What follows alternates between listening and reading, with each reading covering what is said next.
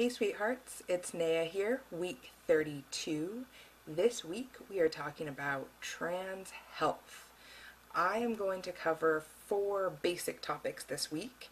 Again, they're just very basic. Some of you, probably most of you already have this information, but it's just a general overview, and hopefully if you don't already have it, you learn something new.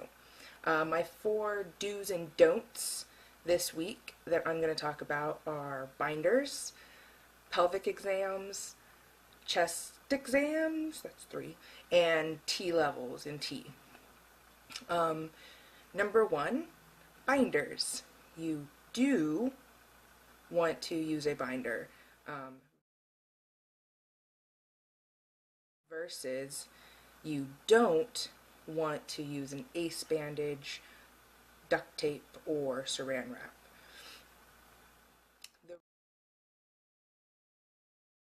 The reason you don't want to use the ace bandage, duct tape, or saran wrap is obviously duct tape is just not healthy for the skin, but saran wrap and ace bandages aren't really super breathable either, so they're not great for the skin. And when you're wrapping it too tight, it can, it's compressing not just the chest itself, but the ribs, the lungs, all that under there, and it becomes really hard to breathe and very uncomfortable, and you can actually cut off circulation and just not good for you. So you do want to use an actual chest compression binder if you can. Taryn gets all his from Underworks, which I will provide the link to. If you can't afford a binder, there is what's called the Big Brother Used Binder program through Transitional Mail, which I'll also provide the link to.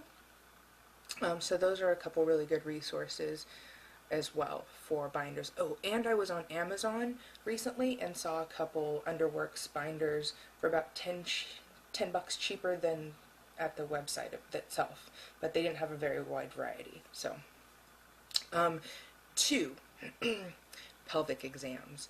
You do want to have a pelvic exam. You don't want to be closed off to the idea. Taryn actually just had his this last Friday. He was petrified. So petrified that when the nurse came out to the waiting room and she tried to say that I couldn't go with him, Taryn bolted for the door. And the nurse was like, wait, no, maybe we can talk to the doctor. And I was like, yeah, I'm going to go with him. When we got in there, our doctor didn't even acknowledge that I was in the room, basically. She said hello, talked to me and stuff, but it wasn't like, you can't be here. It was almost like it was as if it was expected for me to be there, really. So, yeah, Taryn petrified. If it wasn't for our amazing doctor, she's so awesome, being so laid back and so cool and so easy to talk to, and really just great doctor, Taryn probably wouldn't have got his exam, but thankfully he did. So there's that in a basic. Number 3, chest exams. When we were at the doctor, Taryn's doctor decided to forego the chest exam for him this time, based on the fact that Taryn's getting chest surgery April 24th with Dr. Alter down in Beverly Hills. So anyway, you do still want to do chest exams. You don't want to let it go. Even if you're getting top surgery, there still may be some breast tissue left in there, and so it's important to still do self exams at the very least. You don't just want to not do it. Even cisgendered guys can get breast cancer.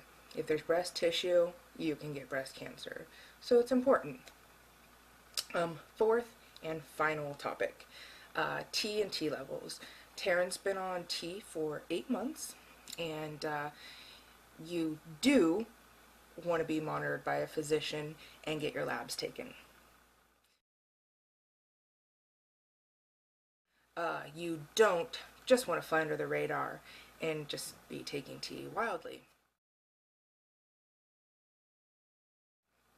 Um, if you do decide to double your dose on your own or take too much, it actually converts back into estrogen, or even if your T levels build too high, again, can convert back into estrogen, and therefore guys are getting the opposite of their desired results.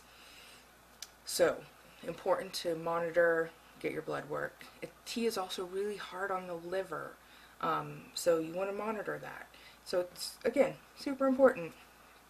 The last thing I'm going to be talking about for today is actually just a quick shout out. If you are in the Sacramento area, the Gender Health Center, or the GHC, awesome place. That's actually where Taryn got his counseling for his T letter and his surgery letter. Uh, the gender the Gender Health Center works on a sliding scale. So our we had 3 or 4 counseling visits. I went with them to all of them just because I was being supportive and it was really good to be part of.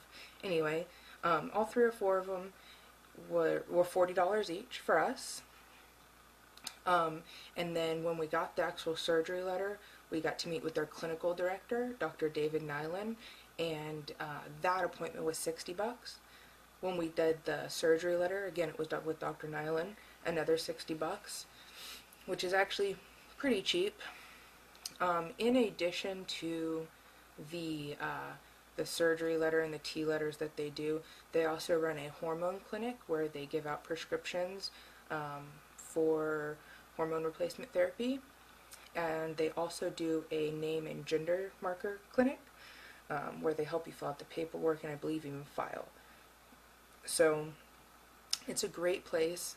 It's all nonprofit. Anything that they do get, any proceeds, it goes right back into the trans community. So it's a great thing for the area. So that's all I got for you for this week. I will see you guys next week, and have a good night. Bye.